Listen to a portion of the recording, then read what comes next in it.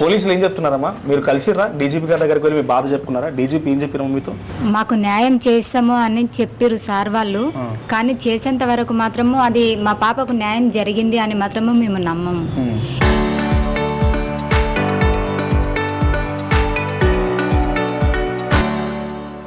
Nagar Kurnool police station చుట్టూ తిరిగినప్పుడు కూడా డిఎస్పీ కూడా అట్లనే చెప్పిండు, మమ్మల్ని నమ్మండి మేము చేస్తాము అని చెప్పిర్రు. కాసేపు అయిన తర్వాత మేము 4 అరెస్ట్ చేసినాము అని చెప్పిర్రు. మళ్ళీ తర్వాత మాకు 3 దొరికిర్రు, మిగతా వాళ్ళు దొరకలేదు అని చెప్పిర్రు. కానీ ఆ 3 అరెస్ట్ చేసిన 3 చూపిమంటే అది రూల్స్ కాదు మౌనిక, నువ్వు అడగకూడదు అని చెప్పిండు మాకు. వాళ్ళు అరెస్ట్ అయినప్పుడు మేము ఎందుకు అడగము? రూల్స్ ఏది కాదు అంటున్నారు పోలీసులు. అరెస్ట్ అయిన మనుషులని చూపిమని అడగడము రూల్స్ కాదు అన్నాడు. అదే రిమాండ్కి పంపించడం అన్నారు, ఏదో అన్నారు, ఏదో అంటే కనీసం చూపించడానికి ఎందుకంత? అదే మేము అడిగినాము, అరెస్ట్ చేసిరు అని చెప్పి మీ పైన నమ్మకం ఉంచమన్నారు కదా, అదే నమ్మకంతోనే మేము అడుగుతున్నాము. ఒక్కరినైనా సరే మీరు అరెస్ట్ చేసిరు కదా, జైల్లో నుంచి చూపించకుండా మాకు ఫోటో అయినా చూపించండి వాళ్ళది అని అడిగినాము. అవి రూల్స్ కాదు అని చెప్పిరు. ఎందుకు రూల్స్ కాదు? మా పాప చనిపోయినప్పుడు ఇది రూల్స్, వాళ్ళు కొట్టడము రూల్స్ వస్తుంది, కానీ వాళ్ళు అరెస్ట్ అయ్యిరా లేదా అని తెలుసుకోవడం మాకు రూల్స్ ఎందుకు లేకుంటుంది? అంటే వాళ్ళు రెడ్డిల చెప్పులు మోస్తున్నందుక ఈ పోలీసు ఇట్లా చెప్పేది, లేకపోతే వాళ్ళు ఏమన్నా లంచాలు ఇస్తున్నారా? చట్టాన్ని నమ్మండి. మీకోసం చాలా మంది పోరాడుతున్నారు, రాజకీయ పార్టీలు ఉన్నాయి, విశారద మహారాజ్ గారు చాలా విచిత్రంగా పోరాడుతున్నారు. పోలీస్ వ్యవస్థ కరెక్టే, కానీ పోలీసులు అంటే కొంతమంది పోలీసులు తప్పుడు దారులు దొక్కుతున్నారేమో, కానీ పోలీస్ వ్యవస్థ మీద నమ్మకం ఉంచుకోవాలి మనం. అందరినీ చెప్పట్లేదు సార్, నేను అందరూ రాష్ట్రంలో పోలీసులు అందరినీ చెప్పట్లేదు, నాగర్ కర్నూలు పోలీసుల కాడికి మాత్రమే చెప్తున్నా నేను.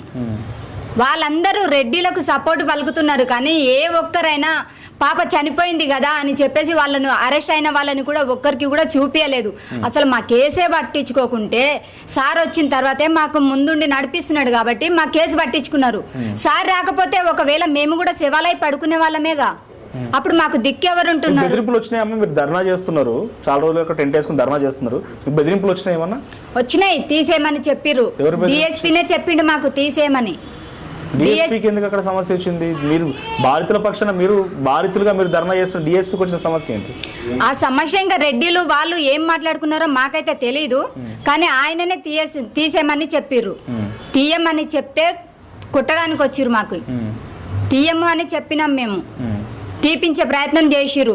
అక్కడ షాప్ ఏదైతే షాప్ ఉందో వాళ్ళకు రెచ్చగొట్టి వాళ్ళని ఇక్కడ నుంచి తీసేయమని చెప్పడంలో అట్లా జరిగింది సార్. సో అంటే చాలా చాలా చాలా వరకు అక్కడక్కడే తిరుగుతూ ఉన్నారు ఎంపీలు కానీ, ఇందాక అన్నట్టుగా మల్లు రవి కానీ, లేకపోతే ఎమ్మెల్యే కానీ, ఎమ్మెల్సీ కానీ. అది జిల్లా హెడ్ క్వార్టర్, అది ఆ జిల్లా హెడ్ క్వార్టర్ తిరిగి ఏ ఒక్క అధికార పార్టీకి సంబంధించిన కాంగ్రెస్ అయితే మీ దగ్గర రాలేదమ్మా? ఎవ్వరు మా దగ్గర రాలేదు. మాకు న్యాయం చేస్తాము అని మాకెవ్వరు కూడా చెప్పలేదు. మేము వాళ్ళు కనీసం వాళ్ళ ముఖాలు ఎట్లా ఉంటాయో కూడా మేము చూడలేదు. కనీసం మీ దగ్గరకు వచ్చిన దాఖలాలు ఏమీ లేవు మా దగ్గర. అసలు న్యాయం జరుగుతుంది అనిపిస్తుందా? డీజీపీని కలిసిన తర్వాత, డీజీపీతో మాట్లాడిన తర్వాత న్యాయం జరుగుతుంది అనిపిస్తుందా మీకు? విశారాధన్ సార్ మా ముందు ఉన్నంత వరకు మాకు న్యాయం జరుగుతుంది అని మాత్రమే మేము అనుకుంటున్నాము. మాకెందుకంటే నాగర్ కర్నూలు పోలీసు వాళ్ళు అట్లా చేసినందుకు మాకు పోలీసుల పైన నమ్మకం పోయింది. మా నమ్మకం అయితే విశారాధన్ సార్ ఒక్కరే. సో ఇప్పుడు ఏం చేద్దాం అనుకుంటున్నారు? మళ్ళీ అక్కడ బెదిరింపులు ఉన్నాయి, ఇక్కడికి వచ్చిన తర్వాత ఇక్కడ మీకు ఇంత పెద్ద మద్దతు దొరుకుతుంది, రేపటి రోజున మళ్ళీ అదే గ్రామానికి పోవాలి కదా, పోతారా? అదే గ్రామానికి పోతారా అని అడిగితే మాకు ఎప్పుడు ఎక్కడ ఏం చేసేది కూడా మాకు నమ్మకం లేదు సార్. ఎందుకంటే ఆ ఊరు సర్పంచ్ తుకారం రెడ్డి ఎక్కడ కనిపిస్తే అక్కడ నరికేస్తామని భయపెట్టించిండు. అక్కడ మీరు కనిపించిన చిన్న పిల్లని కూడా చూడకుండా ఎక్కడ కనిపిస్తే అక్కడ రోడ్డు మీద దొరికితే రోడ్డు మీద, ఇంటి దగ్గర దొరికితే ఇంటి దగ్గర, మేము కట్టుకునే ఇంటినే ఆపేసిన తర్వాత మాకు అక్కడ మేము బతికి ఉంటామన్న నమ్మకం ఏముంది సార్ మాకు? మాకు అక్కడ ఉంటే కూడా ఏ హాని జరుగుతుందో కూడా మాకు తెలియట్లేదు. అదే భయంతోనే మేము సార్ దగ్గరనే ఉంటున్నాం. మాకు ఇక్కడ రావడానికి కూడా ఎవ్వరు మాకు బలవంతం చెయ్యలేదు, మా ఇష్టపూర్వకంగానే మేము వచ్చినాం. సో మిమ్మల్ని కిడ్నాప్ చేసి ఎవరు అని చెప్పి అంటున్నారు, అక్కడ వాళ్ళు కిడ్నాప్ చేసి పట్టుకపోయారు అని ప్రచారం జరుగుతుంది. వాళ్ళకు అసలు మాట్లాడడానికి వచ్చో రాదో నాకైతే తెలియదు. అక్కడ డిఎస్పీ చిట్చాట్ లో కూడా అక్కడ మీడియాతో మాట్లాడుతున్న టైంలో వాళ్ళు అక్కడి నుంచి వెళ్ళిపోయారు, మాకు సమాచారం లేదు, మాకు ఇక వాళ్ళ మీద బాధ్యత లేదు అలా అసలు అక్కడ వాళ్ళు ప్రొటెక్షన్ ఇవ్వలే మాకు. ఓకే. సార్ వాళ్ళు ఉన్నంత వరకే మాకు ప్రొటెక్షన్. ఈ ఎక్కడ ఇప్పుడు సార్ వాళ్ళ ఇప్పుడు ఎవరైతే టీం అన్న వాళ్ళు ఉన్నారో వాళ్ళు మాత్రమే మాకు ప్రొటెక్షన్. వీళ్ళు అక్కడి నుంచి పక్కకు జరిగితే మా ప్రాణాలకి ఎప్పుడు ఏ హాని జరుగుతుందో మాకే నమ్మకం లేదాడ. అసలు మేము ఉన్నామంటే అక్కడ కనీసం మనుషులం ఉన్నాము, కానీ మా ప్రాణాలు అక్కడ లేవు. అన్న వాళ్ళు పక్కకు తప్పుకుంటే ఇంకా అంతే, ఇంకా ఆల్రెడీ వాళ్ళు ప్లాన్ వేసుకున్నారు, ఎవరో ఒకళ్ళని తీసుకెళ్దాం లేదంటే ఫ్యామిలీని చేద్దాం. ఇప్పుడు సార్ ఉన్నారు కాబట్టి నిజానికి చెప్పాలంటే సార్ మాకు దేవుడు. ఎందుకంటే మా ప్రాణాలు కాపాడింది ఈ రోజు అంటే విశారదన్ మారస్ సార్ మాత్రమే. ఇక్కడ ఈ రోజు మీ కళ్ళ ముంగలు మీ ప్రెస్ వాళ్ళతో కానీ ఇక్కడ వచ్చే వాళ్ళతో కానీ మేము మాట్లాడుతున్నాం అంటే సార్ వల్లనే. ఆయన కాళ్ళు కడిగినా మాకు తక్కువనే. దేవుడు కాళ్ళు కడిగితే ఎంతనో ఆయన కాళ్ళు కడిగితే కూడా అంతే. మీరు నాతో లైవ్ లో మాట్లాడారు, ఆర్టీవీ లైవ్ లో మాట్లాడుతున్న టైంలో కూడా మీతో పాటుగా నిందిత తరపున కూడా వ్యక్తి మనతో జాయిన్ అయ్యిండు. అక్కడ ఆయన మాట్లాడి మీరు మాట విన్నారు కదా, అక్కడ పాప లేదు అనే రకంగా వాళ్ళు క్లెయిమ్ చేస్తున్నారు, రకరకాల మాటలు మాట్లాడుతున్నారు. సో ఫస్ట్ పాప లేదనేటువంటి మాటని ఏదో తూతు మాత్రంగా చెప్పే ప్రయత్నం, తర్వాత ఇన్వెస్టిగేషన్ చేస్తామన్నారు. తర్వాత మౌనిక కులానికి సంబంధించి కూడా ఆ రోజు నైట్ ఆర్డీఓ ఆఫీస్లో నేను కూడా అక్కడ రిపోర్టింగ్లో ఉన్నప్పుడు చాలాసేపు స్టేట్మెంట్ తీసుకున్నారు. తర్వాత బీసీగా మార్చారు. సో తనని ఎంక్వైరీ చేసిర్రా అని అంటే తన కుటుంబానికి సంబంధించి తల్లిదండ్రులు లేదు, అమ్మమ్మ చెంతన పెరిగింది, అమ్మమ్మని ఎంక్వైరీ చేయలేదు. ఇప్పుడు ఏ ఎంక్వైరీ ఆధారితంగా తన కులాన్ని తక్కువ చేసి చూపించారు ఇక్కడ పోలీసులు? మరి సార్ అసలు మాకు ఒకటి అర్థం కాదు, మా పాప చనిపోయే దానికోసం ఎవరు మాట్లాడట్లేదు కానీ తన క్యాస్ట్ కోసమే మాట్లాడుతున్నారు. నేను ఎస్సీనే కదా, మళ్ళీ నా కోసం మాట్లాడండి, మళ్ళీ నా మీద ఎందుకు కేసు పెట్టలేరు, మళ్ళీ నన్ను కొట్టిరు, మళ్ళీ నేను ఇచ్చిన కేసు ఎందుకు తీసుకోవట్లేరు? ఇప్పుడు నేను పెట్టిన కేసు తీసుకోమని చెప్పండి. అడిగిన డీజీపీని రోజు ఈమెతో పాటు ఆమెను కొట్టిండ్రు. ఈమె మీద ఏదో చెప్తున్నారు క్యాస్ట్ అని అదే అనేది.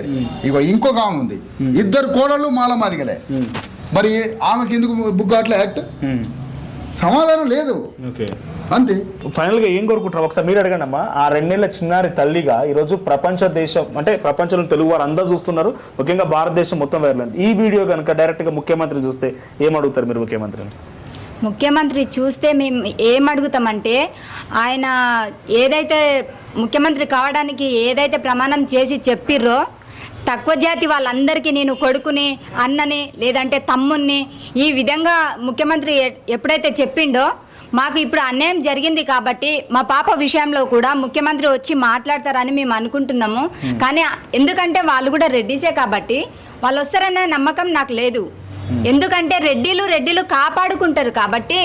ఎందుకంటే ముఖ్యమంత్రికి కూడా వీళ్ళు చుట్టాలు కావచ్చు, వాళ్ళు కాపాడుకుంటారు కానీ ఆయన వచ్చి న్యాయం చేస్తాడు అన్న నమ్మకం అయితే లేదు. ఒకవేళ మా పాపకు న్యాయం చేయాలి అని అనుకుంటే తనను వచ్చి న్యాయం చేయమని చెప్పండి. మా పాప చావుకి ఎవరైతే కారణం అయ్యారో వాళ్ళకి శిక్ష వేయమని చెప్పండి.